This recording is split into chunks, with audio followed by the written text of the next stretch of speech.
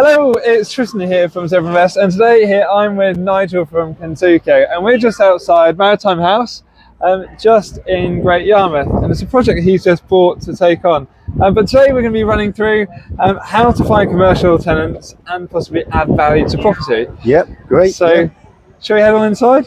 Why not? Let's go inside and have a look at this great property. Cool. So Nigel, when it comes to finding commercial tenants, how have you gone about it?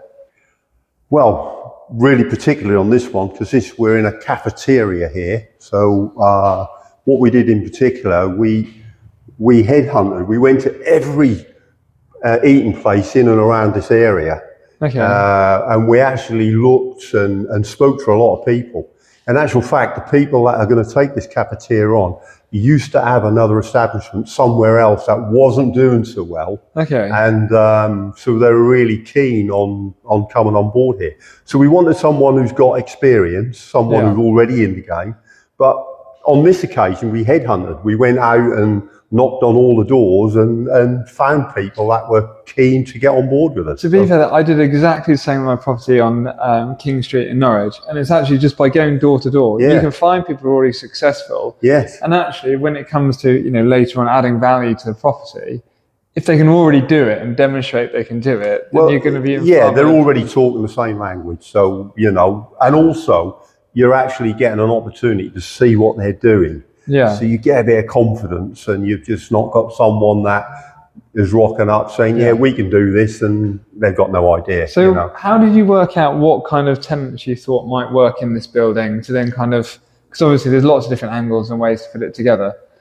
Yeah, I mean, obviously, when we went for planning, this ground floor had to be commercial. Okay. So, and obviously just looking at the environment around us here, we felt we wanted to attract and bring people into this property. So, because it is a beautiful building. Yeah. So a cafeteria is great because you get the footfall, and we'll get some movement with that. So we thought cafeteria, great, right in the shop window. That'll be a great thing to have. And for those who can't see, opposite us, we're literally on Great Yarmouth seafront. So there's got to be tons of punters wanting to come in each day. Dead right. And so we thought, cafeteria, this is going to be suited on here. So right at the beginning, when we went in for planning, that's what we went for, because we had to have a commercial aspect to the building. Yeah. So it couldn't all just be residential. So cafeteria here. I think you may have struggled to get the whole building to be residential as well, even if you had tried going down that angle. Yeah, that wouldn't have happened. I had to have that commercial element to work in with the rest of the environment here. They like to see that. So, which was a no-brainer for us. As we spoke earlier, we like that mix anyway with the commercial and residential, because we get two different streams of revenue and security. So it's quite a straightforward thing. Shall we go have a look at the back and then we'll see what you do? So what's your idea with the back of the property? So at the back of the property, we've got a different organisation in here, and it's going to be escape rooms. I didn't have a clue what they were, I must admit.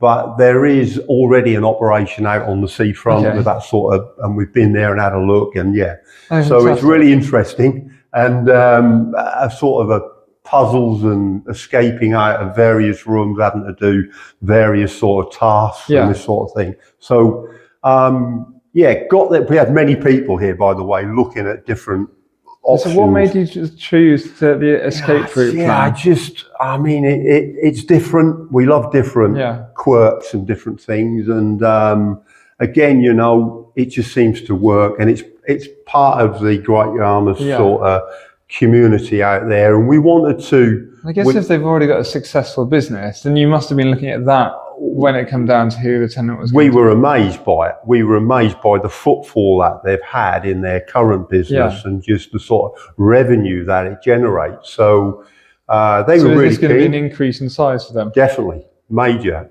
They were really keen, loved the building.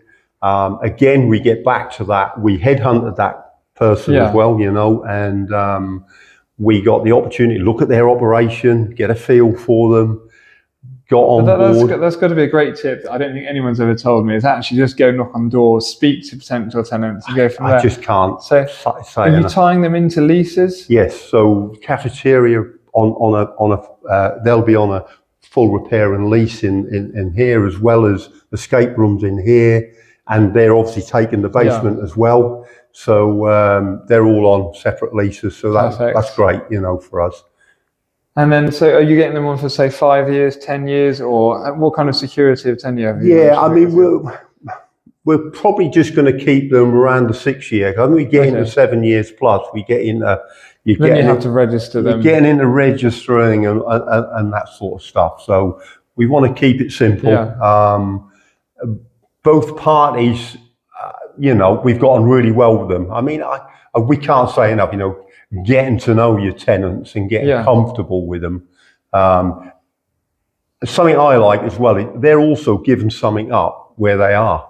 So they're giving up where they are to come here. So you kind of feel they're going to buy into They've got to buy into it, especially if whether it's going to be the cafe, because you guys can already see that where it is there, and also what's going to have to be done here. You're going to have put a significant amount of investment into it to make it work the way they want it to. So how have you tried to make this building, or, you know, we were chatting about earlier, but trying to choose and find a property that differs to other properties?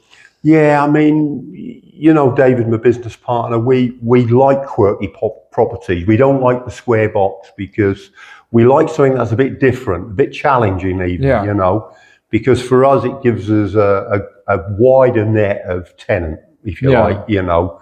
So we like that sort of thing.